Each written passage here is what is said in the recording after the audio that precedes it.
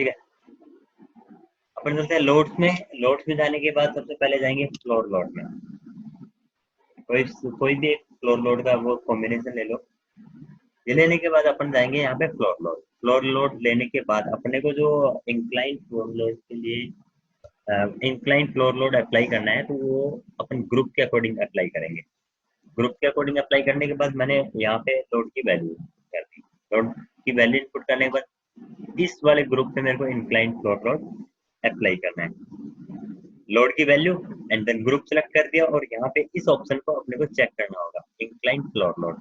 ठीक है, इससे क्या होगा, अपना जो भी फ्लोर लोड अप्लाई होगा वो जो अपना फ्लोर बन रहा है, जिस डायरेक्शन में बन रहा है उस डायरेक्शन के ऊपर उसके एक्सिस पे ऑटोमेटिक उसको अप्लाई करेगा।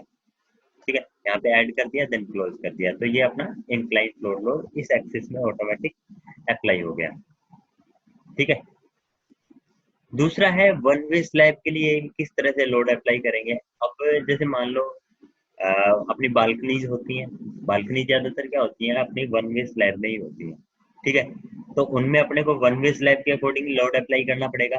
सबको पता ही है वन वे और टू वे स्लैब किस क्या होती है। चलो ये इस पे क्वेश्चन करते हैं।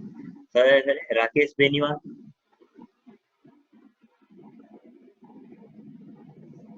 राकेश जवाब दो, वन वे और टू वे स्लैब में डिफरेंट।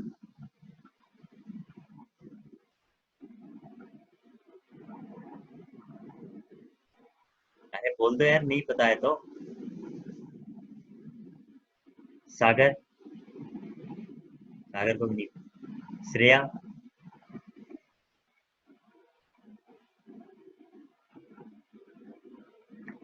ओके, ठीक है, चलो वन वे और टू वे में वही बता देता हूँ। देखो अपनी स्लैब जो होती है दो टाइप्स की होती है। ठीक है, ये मैंने स्लैब बना दी। एक स्लैब तो ये बना दी, एक स्लैब मैंने उसकी विड्थ मैंने कम कर दी। ठीक है, ये होगी इसकी एल और ये होगी इसकी बी। ये इसका एल और ये इसका बी।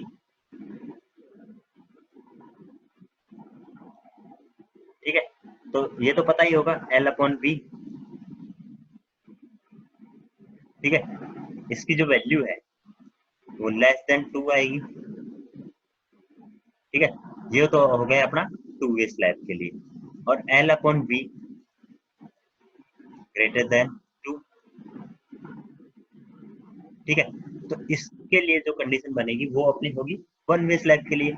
अब इन दोनों में क्या होता है, यही दोनों में मेजर डिफरेंट है। दूसरा क्या होता है, इनमें जो लोड का डिस्ट्रीब्यूशन होता है वो टू वे स्लैब में चारों कॉर्नर पे होता है, और वन वे स्लैब्स में दो डायरेक्शन में होता है। ठीक है, वन वे स्लैब में क्या होता है, जो लेंथ वाइज है उसके अकॉर्डिंग लोड इस तरह से डिस्ट्रीब्यूट होगा। ठीक है, तो इसमें जो अपना डालना होता है मेन रीइंफोर्समेंट एक डायरेक्शन में ही अपन अप्लाई करते हैं। मेन रीइंफोर्समेंट एक ही डायरेक्शन में डालते हैं, बाकी जो दूसरे डायरेक्शन में डालते हैं वो डिस्ट्रीब्यूशन बार डालते हैं। लेकिन टू वे स्लैब में क्या होता है, हर एक कॉर्नर पे इक्वली डिस्ट्रीब्यूट होता है, अपना जो लोड होता है वो इक्वली डिस्ट्रीब्यूट, इधर भी इक्वल डिस्ट्रीब्यूट होगा, इधर भी इक्वल डिस्ट्रीब्यूट होगा। ठीक है, ये सब सारी चीजें आई होप पढ़ा होगा आप लोगों ने। इसमें क्या होता है, रीइंफोर्समेंट अपने को दोनों डायरेक्शन में देना होता है। मेन रीइंफोर्समेंट दोनों डायरेक्शन में, इधर भी मेन होगा इधर भी मेन होगा। लेकिन इसमें क्या होता है, वन वे में मेन रीइंफोर्समेंट इधर दे दिया और इधर अपन ने डिस्ट्रीब्यूशन बार प्रोवाइड करा दी। ओके, वन वे और टू वे में डिफरेंस पता लग गया। अभी जो अपन कर रहे थे वो टू वे लोड अप्लाई कर रहे थे। इसमें देखो पता लग रहा है टू वे। जैसे इस स्लैब की बात करें, ये वाली ये है, इसको मैं सेलेक्ट कर लेता हूँ।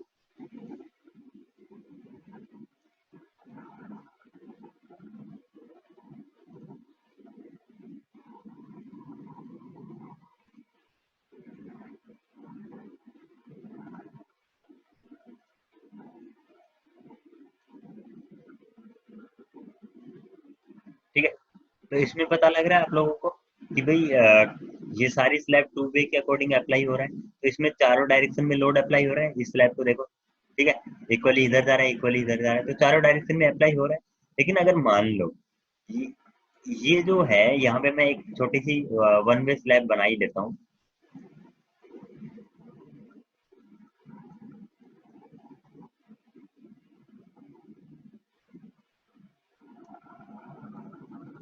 ठीक है। इसकी लेंथ होगी 8 मीटर और विड्थ जो है 3 मीटर है। 8 में 3 का भाग देंगे तो 2 से कम ही, सॉरी, 2 से ज्यादा आएगा। तो ये अपनी होगी वन वे स्लैब। अब इसको मान लेते हैं भाई, इतना ये प्रोजेक्शन है।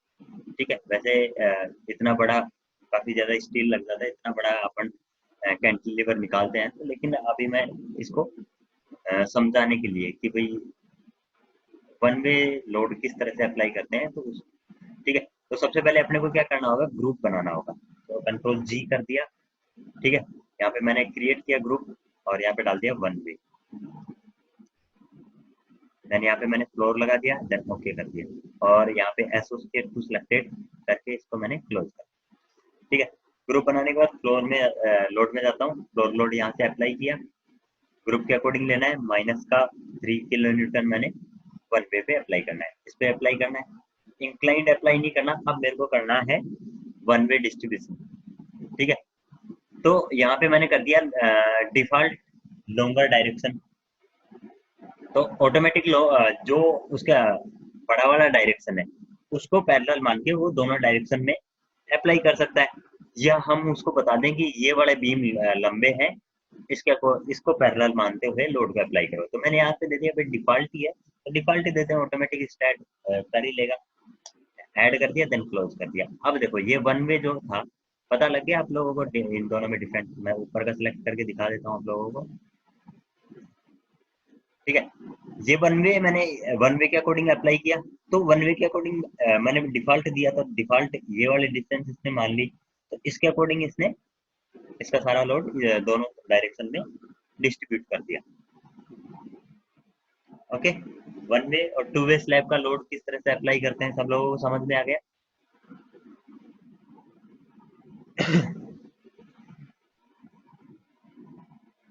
जिसको नहीं समझ में आया वो बताओ, मैं पूछूंगा बाद में। ठीक है, सब लोगों को समझ में आ गया मतलब।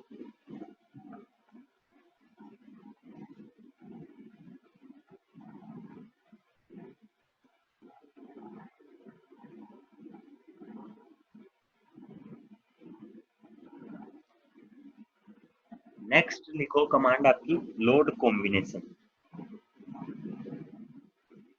लोड का कॉम्बिनेशन।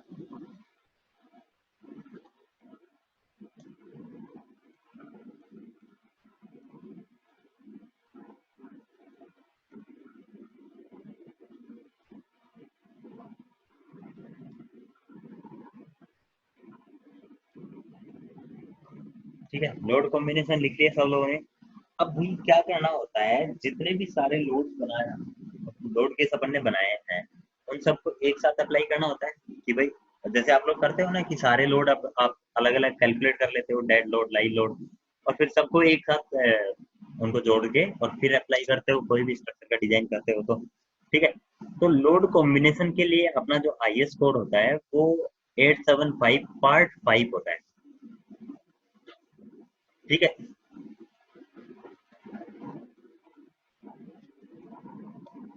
875 पार्ट 5, ये जो आईएस कोड होता है इसके अकॉर्डिंग अपन क्या करते हैं, लोड्स का कॉम्बिनेशन बनाते हैं। ठीक है। अकॉर्डिंग टू स्टैट सबसे पहले लोड कॉम्बिनेशन लिख लिया, और लोड कॉम्बिनेशन होता है अपने दो टाइप्स के। लिख लिया आप लोगों ने, दो टाइप्स के लोड कॉम्बिनेशन होते हैं। सबसे पहला है ऑटोमेटिक लोड कॉम्बिनेशन और दूसरा है मैनुअल लोड कॉम्बिनेशन। ओके। तो सबसे पहले अपन सीखेंगे automatic load combination. By default STAAD के अकॉर्डिंग किस तरह से लोड कॉम्बिनेशन बनाते हैं, और मैनुअल किस तरह से लोड कॉम्बिनेशन बनाएंगे, दोनों चीजें देखेंगे। तो ऑटोमेटिक लोड कॉम्बिनेशन के लिए लिख लो सबसे पहले ऑटोमेटिक लोड कॉम्बिनेशन। तो इसके लिए सबसे पहले अपने को लोड केस डिटेल पे जाना होगा। लोड केस डिटेल लिख रहा है, इस पे क्लिक करने के बाद ऐड करेंगे। ऐड करने के बाद यहाँ पे अभी अपन प्राइमरी लोड केस बनाते थे, ये सारे प्राइमरी लोड केस हैं, लेकिन अभी अपने को लोड केस बनाना, कॉम्बिनेशन बनाना है। तो कॉम्बिनेशन बनाने के लिए मैं यहाँ का यूज करूंगा ऑटो लोड कॉम्बिनेशन। भाई ऑटोमेटिक स्टैट के अकॉर्डिंग बने वो कॉम्बिनेशन। ठीक है। तो यहाँ से मैंने लिया auto load combination. Auto load combination लेने के बाद यहाँ पे मेरे आके मैं आईएस कोड सेलेक्ट करूंगा। इंडियन कोड सेलेक्ट कर दिया मैंने यहाँ पे। ठीक है। इंडियन कोड सेलेक्ट करने के बाद यहाँ पे दे दिया भाई स्टील का स्ट्रक्चर है या जनरल स्ट्रक्चर है, तो अपना अभी अपने पास जनरल स्ट्रक्चर ही है। ठीक है, जनरल स्ट्रक्चर करने के बाद यहाँ पे मैंने कर दिया जनरेट लोड। जनरेट करने के बाद यहाँ पे आ गए अपने 3 कॉम्बिनेशन। एक कॉम्बिनेशन क्या आ गया, सारे लोड्स को जोड़ के 1.5 से मल्टीप्लाई किया इसने। एक लोड कॉम्बिनेशन आ गया अपना सारे लोड्स को जोड़ के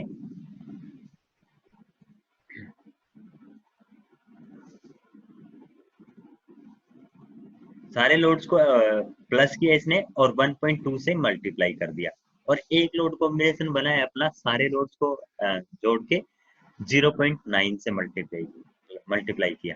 ठीक है, तो इसके अकॉर्डिंग देख लेंगे कि मैक्सिमम रीइंफोर्समेंट किस में आता है। उसको ले लेते हैं भाई, मिनिमम और मैक्सिमम दोनों चीजें निकालते हैं। तो मिनिमम तो आ जाएगा अपना 0.9 के अकॉर्डिंग, और जो सेफ रहेगा 1.2 के अकॉर्डिंग रहेगा। तो इन दोनों में से कोई भी चीज लेके डिजाइन करेंगे, वो आगे का प्रोसेस है, वो मैं बताऊंगा किस तरह से इसको सेलेक्ट करते हैं।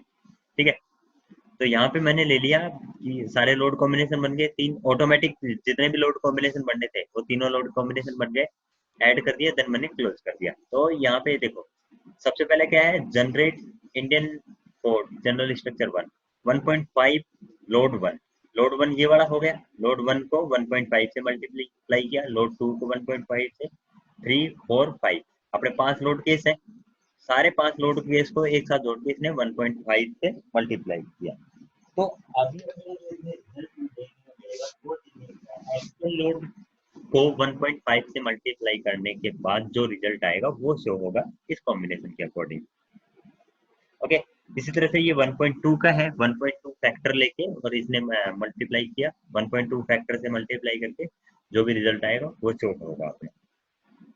ओके, ऑटो लोड कॉम्बिनेशन किस किस तरह से बनाते हैं समझ में आ गए सब लोगों को? दोबारा बता देता हूँ। लोड केस डिटेल पे क्लिक करेंगे, ऑटो लोड कॉम्बिनेशन के लिए सबसे पहले लोड केस डिटेल पे क्लिक करेंगे, ऐड करेंगे, ऐड करने के बाद यहाँ पे लेंगे अपन auto load combination. Auto load combination लेने के बाद यहाँ पे इंडियन कोड मैंने सेलेक्ट किया।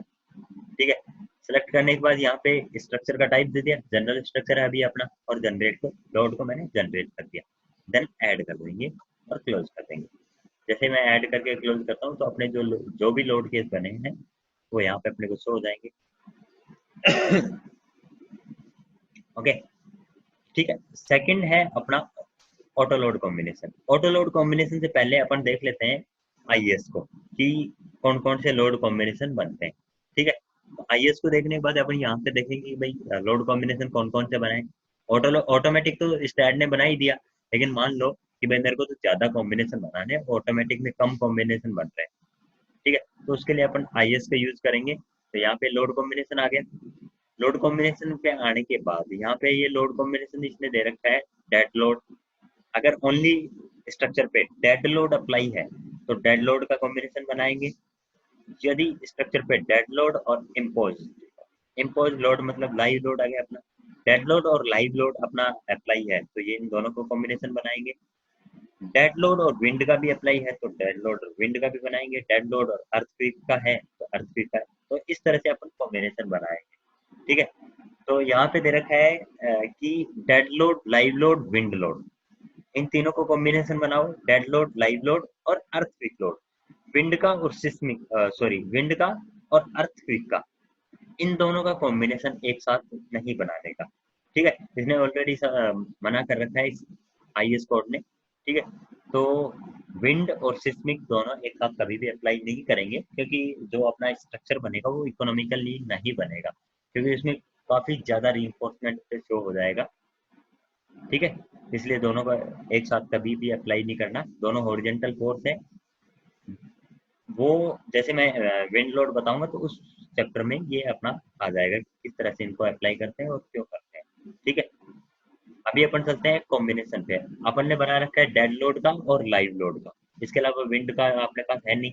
तो डेड है और लाइव है, तो इन सब का मैं एक कॉम्बिनेशन बना देता हूँ। और कॉम्बिनेशन में क्या करना होगा, मेरे को फैक्टर लेना होगा। फैक्टर में 1.5 फैक्टर ले लेता हूँ, 1.2 फैक्टर ले लेता हूँ और 0.9 फैक्टर ले लेता हूँ और एक एक्चुअल फैक्टर 1 ले लेता हूँ। ठीक है, 4 फैक्टर के अकॉर्डिंग मैं लोड कॉम्बिनेशन बनाता हूँ।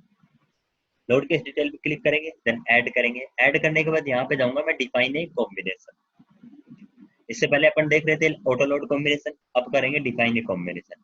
डिफाइन ए कॉम्बिनेशन में जाने के बाद यहाँ पे मैंने डाल दिया उसका नाम, भाई 1.5 फैक्टर से मेरे को लोड कॉम्बिनेशन बनाना है। ओके, यहाँ पे जाने के बाद यहाँ पे मेरे को फैक्टर डालना होगा। यहाँ पे फैक्टर मैंने कितना डाल दिया, 1.5। ओके, 1.5 फैक्टर डालने के बाद इनमें से कौन कौन से लोड्स का आप कॉम्बिनेशन बनाना चाहते हो। तो मैंने अभी सारे लोड का कॉम्बिनेशन बनाना है, तो सारे लोड्स को मैंने सेलेक्ट कर लिया, देन इस ऑप्शन पे क्लिक करके मैंने इधर ले लिया, फैक्टर 1.5 आ गया, देन ऐड कर दिया, एक लोड कॉम्बिनेशन बन गया। दूसरा मेरे को बनाना है 1.2 फैक्टर,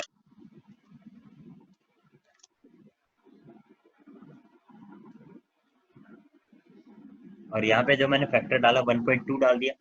अब यहाँ पे ये तो ऑलरेडी अपन ने लोड कॉम्बिनेशन बना ही रखा है, तो इसको तो अपन ने इंक्लूड करेंगे नहीं, क्योंकि 1.5 और फिर 1.2 और फिर सारे लोड एक साथ, और ठीक है।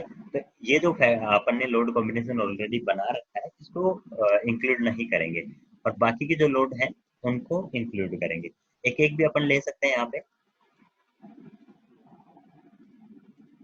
ठीक है। और मान लो ये गलती से इधर आ जाए, ठीक है, तो इसको क्या करना होगा, अपने को इस लोड को सेलेक्ट करेंगे और इधर ले आएंगे, क्योंकि 6 नंबर था, सारे लोड्स अपन ने ले लिए, यहाँ पे ऐड कर देंगे। अब मेरे को लेना है 1, एक्चुअल में बोल सकते हैं उसको, ठीक है। और यहाँ पे मेरा फैक्टर जो है 1 ले लिया।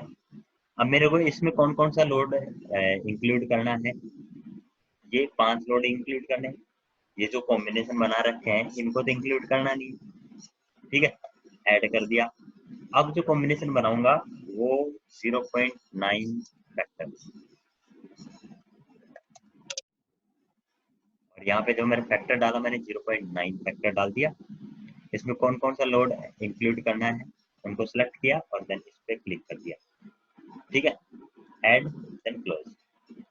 अपने कॉम्बिनेशन बन गए, 0.5 का भी बन गया, 1.2 का भी बन गया, एक्चुअल का भी बन गया, और 0.9 का भी बन गया। ऑटो लोड कॉम्बिनेशन और मैनुअल लोड कॉम्बिनेशन में किसी को कोई डाउट, कोई डाउट नहीं, ठीक है। अब देखते हैं इनका रिजल्ट। रिजल्ट देखने के लिए सबसे पहले एनालिसिस प्रिंट पे कमांड पे क्लिक करना ही होगा, ठीक है। ये करने के बाद यहाँ पे मैंने इसको रन करा दिया, कोई एरर नहीं है, मतलब कोई स्ट्रक्चर में कोई कमी नहीं है, ठीक है। यहाँ पे ये अपन ने एनालिसिस करा दिया, अब देखेंगे इसका रिजल्ट। तो रिजल्ट देखने के लिए अपने को जाना होगा, यहाँ पे पोस्ट प्रोसेसिंग दिख रहा है आप लोगों को, पोस्ट प्रोसेसिंग पे क्लिक करने के बाद यहाँ पे अप्लाई कर देंगे, देन ओके कर देंगे, ठीक है। सबसे पहले नोड के ऊपर जो रिजल्ट अपने को शो होते हैं वो दिखाएगा ये। तो नोड के ऊपर क्या शो होता है अपनी, एक तो रिएक्शंस आती हैं और एक आता है डिफ्लेक्शन, ठीक है। रिएक्शन भी कौन से लोड पे आएंगी, इस पे, क्योंकि फाउंडेशन डिजाइन करते हैं तो ये पंचिंग आएगा ऊपर से, ठीक है। तो इस नोड पे कितनी रिएक्शंस आ रही है, वाई में, एक्स में, जेड में, उनके अकॉर्डिंग अपन फाउंडेशन डिजाइन करते हैं। और बाकी हर एक नोड पे क्या देखते हैं, डिफ्लेक्शन कितना आ रहा है, ठीक है। तो दो चीजें नोड के ऊपर आती है अपनी, एक तो डिफ्लेक्शन आ जाएगा और एक आएगी अपनी रिएक्शन, ठीक है। तो सबसे पहले देखो नोड के ऊपर डिस्प्लेसमेंट है, तो डिस्प्लेसमेंट में ये एक साथ दिखा रखा है, इसके अलावा यहाँ पे इसका डायग्राम दिखा रखा है। अब जो आप लोग रिजल्ट की फोटो भेजोगे वो पोस्ट प्रोसेसिंग से नोड डिस्प्लेसमेंट की, ठीक है। अब यहाँ पे ये जो डिफ्लेक्शन का डायग्राम कम आ रहा है, इसको अपन क्या करते हैं, बड़ा कर लेते हैं। तो बड़ा करने के लिए मैंने बताया था कंट्रोल दबा के स्क्रॉल को आगे की तरफ रोटेट करेंगे, तो ये क्या होगा, ये जो डिस्प्लेसमेंट की वैल्यू है, डायग्राम की जो स्केल है वो इंक्रीज हो जाएगा, ठीक है। यहाँ पे ये इंक्रीज हो गया, और यहाँ पे एक एक नोड के ऊपर मैं वैल्यू देख सकता हूँ उसकी, ठीक है। दूसरा है रिएक्शन देखनी है, भाई रिएक्शन तो अलग अलग नोड्स पे देखनी होगी अपने को। बॉटम के जो नोड्स हैं उनके ऊपर ही रिएक्शन आएंगे अपनी, क्योंकि फाउंडेशन डिजाइन करने के लिए यही काम आएंगे, और रिएक्शन इसी पे देखेंगे अपन। फाउंडेशन डिजाइन के लिए वर्टिकल कितना लोड आ रहा है, हॉरिजॉन्टल कितना लोड आ रहा है, तो ये सारी चीजें देखने होंगी। रिएक्शन से यहाँ से मैंने देखा, ठीक है। रिएक्शन देखने के बाद यहाँ पे इस नोड की बात करें, भाई इस नोड पे फाउंडेशन कौन सी लगेगी, तो एक्स में 11 पॉइंट इतने का रिएक्शन आ रहा है, वाई में 200.390 का रिएक्शन आ रहा है। मूवमेंट इसमें इस वाले कॉलम पे इतना मूवमेंट आ रहा है, तो इसके अकॉर्डिंग फाउंडेशन डिजाइन करेंगे। तो वो जब फाउंडेशन का चैप्टर आएगा तो उसमें देखेंगे किस तरह से फाउंडेशन को डिजाइन करते हैं, ठीक है। अभी अपने को देखना है कि रिएक्शंस अपनी सही से आ रही है या नहीं आ रही, ठीक है। यहाँ पे देख सकते हो सारी चीजें, कोई डाउट किसी को?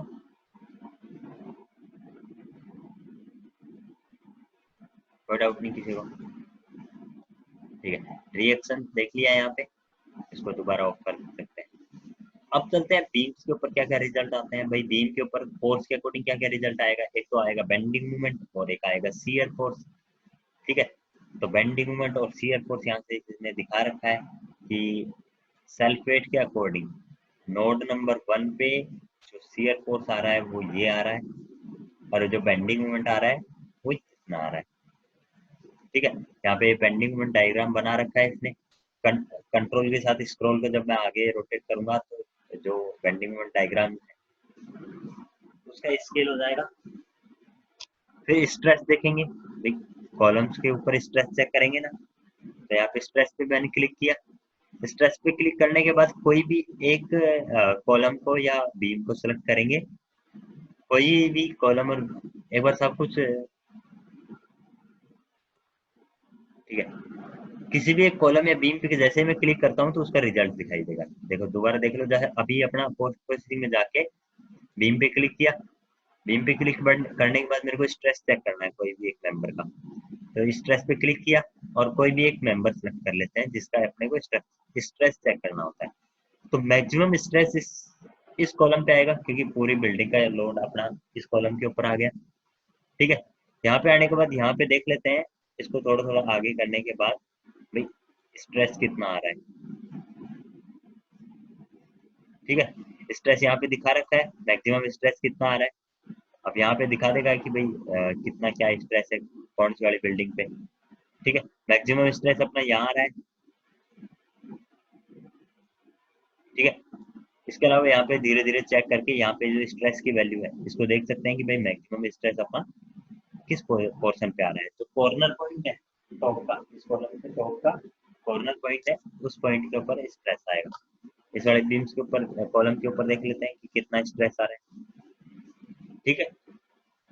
हो जाएगा, किसी को कोई डाउट नहीं। फिर चलते हैं ग्राफ्स के ऊपर। भाई बीम का ग्राफ बनेगा, हर एक बीम का अलग अलग ग्राफ बनेगा। तो ग्राफ के लिए bending moment diagram, shear force diagram, ये सारी चीजें बनेंगी। तो कोई भी एक बीम को सिलेक्ट करता हूँ तो उसका क्या बनाएगा, वो ग्राफ बना के दे देगा कि इसका बेंडिंग मोमेंट कितना आ रहा है। यही चीज आप सॉम में और थ्योरी ऑफ स्ट्रक्चर में कैलकुलेट करते थे, ठीक है। जैसे मैं सेलेक्ट करता हूँ तो वो अपना दिखा देगा यहाँ पे, ओके, कोई डाउट नहीं। फिर चलते हैं एनिमेशन पे। एनिमेशन पे क्लिक करेंगे तो ये एक तरह से बेवकूफ बनाने वाली चीज है। पर डिफ्लेक्शन का एनिमेशन देख सकते हैं आप कि जो मेरी बिल्डिंग है वो किस तरह से डिफ्लेक्ट होगी। तो यहाँ से मैं एनिमेशन देख रहा हूँ कि इसके ऊपर जो भी लोड लग रहा है, अभी अपन ने लोड गेज कौन सा सिलेक्ट कर रखा है, 0.9 फैक्टर, 1.5 फैक्टर का अकॉर्डिंग इसका, इसके अकॉर्डिंग अगर मैं रिजल्ट देखता हूँ तो मेरा डिफ्लेक्शन ज्यादा आएगा। डिफ्लेक्शन ज्यादा आएगा तो मेरा जो स्ट्रक्चर है वो ज्यादा डिफ्लेक्ट होगा, ठीक है। एक्चुअल के अकॉर्डिंग कितना होता है, थोड़ा सा स्लो हो गया, 1.2 के अकॉर्डिंग थोड़ा सा ज्यादा हो जाएगा, और 0.9 के अकॉर्डिंग थोड़ा सा कम हो जाएगा, ठीक है। तो इसके डिफ्लेक्ट होने की जो वो है फ्रीक्वेंसी वो थोड़ी सी कम होगी। 1.5 में कर देता हूँ तो ये जो स्पीडली अपना डिफ्लेक्ट होता जाता है, ठीक है। किसी को कोई डाउट?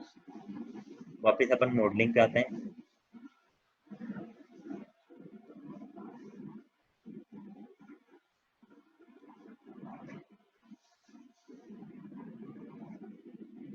नेक्स्ट है अपने जो स्टैड एडिटर है, स्टैड एडिटर, ये वाला चैप्टर अभी अपन होल्ड रख लेते हैं क्योंकि ये अभी आप लोगों को समझ में आएगा नहीं, ठीक है।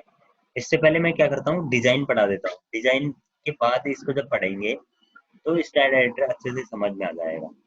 ठीक है, अभी मैं बेसिक बेसिक इसका बता देता हूँ ताकि कंफ्यूज ना हो कि बाद में जाके। स्टाइल एडिटर का अपन बेसिक से यूज करते हैं। स्टाइल एडिटर अपने को यहाँ पे मिलता है, देखो दिख रहा है यहाँ पे स्टाइल एडिटर। इसके अलावा अपन टूल्स में जाके और यहाँ पे स्टाइल एडिटर का ऑप्शन दिखाई देगा अपने को।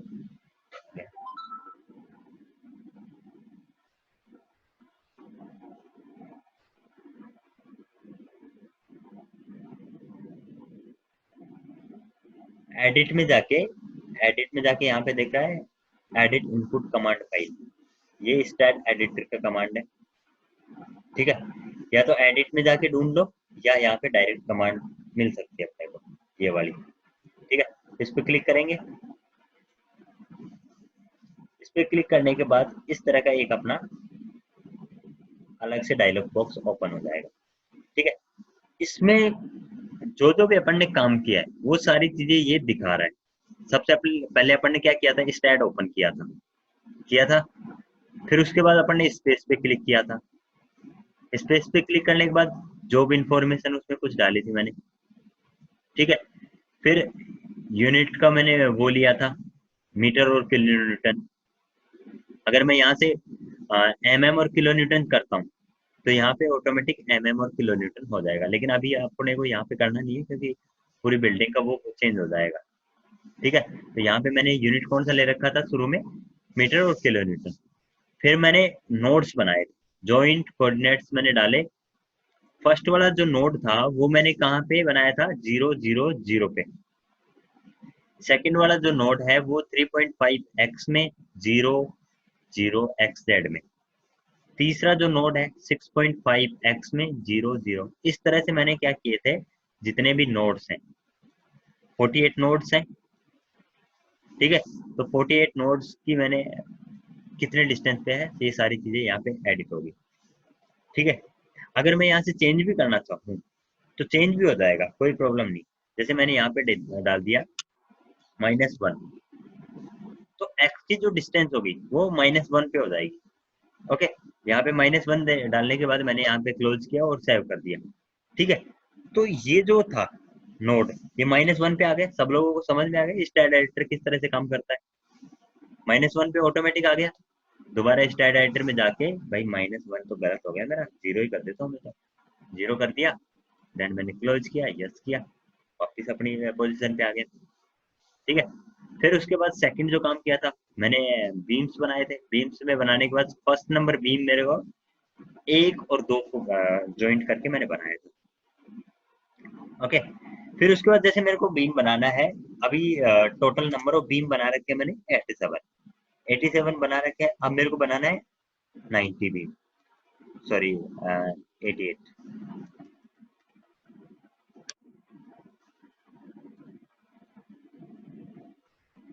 88 नंबर मेरे को बीम बनाना है। ठीक है, 88 लिख के स्पेस दे दिया। अब XYZ, sorry total number of beam है अपना 36।